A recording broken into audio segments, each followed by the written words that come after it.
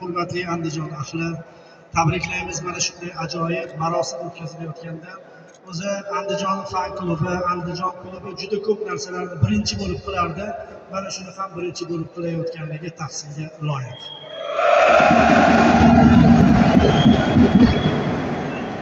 Endi ozgina adabiy yondashaman.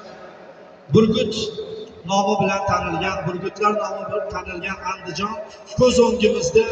Burgut haligi tuxumdan chiqib turib, polapon bo'lib turib, o'sib, tekis yo'lda endi parvozni boshlaydigan pallasida biz aynan birinchi ligada, Pro ligada ishtirok etayotganda sharhlarni boshlagan edik va Andijon klubiga ana shunda bog'langandi. Keyinchalik yo'llar bir ketdi, tekis ketdi va tartibma-tartib ketganligi uchun ham hozirgi kunda Andijon futbol klubining olib borayotgan siyosati, tutumi juda ko'pchilik tomonidan tabiiy qabul qilinyapti. Ya'ni ba'zi klublar singari birdaniga chempion bo'lamiz degan harakat emas, balki bosqichma-bosqich yetib kelganini ko'ryapmizki, hozir tasavvur qiling, Burgut uchyapti, sekin-sekin qanot qoqyapti va eng asosiy uchish parvoz paytida qoyadan ko'rinishni boshlaydi. Ana shunaqa ko'rinish pallasiga keldi va ana shu parvoz muborak bo'lsin.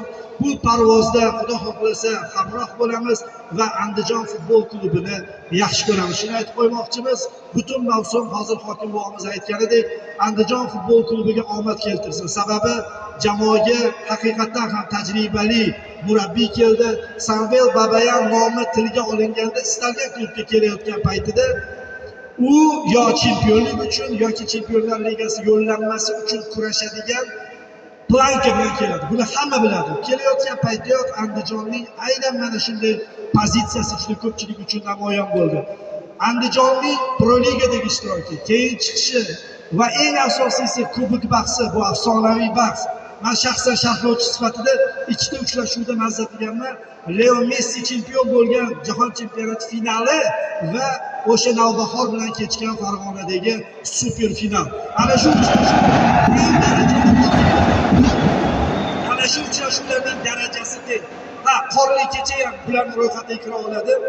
Qorda chempion bo'lganimiz 23 yoshlar o'rtasida va endi navbat kelyaptiki, kubokni qo'lga kiritgandan keyin taqdir nasib etdi, Andijon bilan birinchi mana shu Osiyo miqyosidagi o'yinida ham birga bo'ldik, Turkmanistonga birga safar qildik. O'sha yerdagi birinchi 0-0li seriyani boshladik va bu yo'lga Andijon xudo xolasa hattoki ana shu Osiyo arenalarida ham o'zini ko'rsatadi. Bu yil esa omad muxlislar va futbolchilar o'rtasidagi kontakt yo'qolmasin. Mana shunday tarzda hamisha birinchi bo'lib kelayotgan jamoa endi futbol maydonida ham birinchi bo'lsin. Tabrik.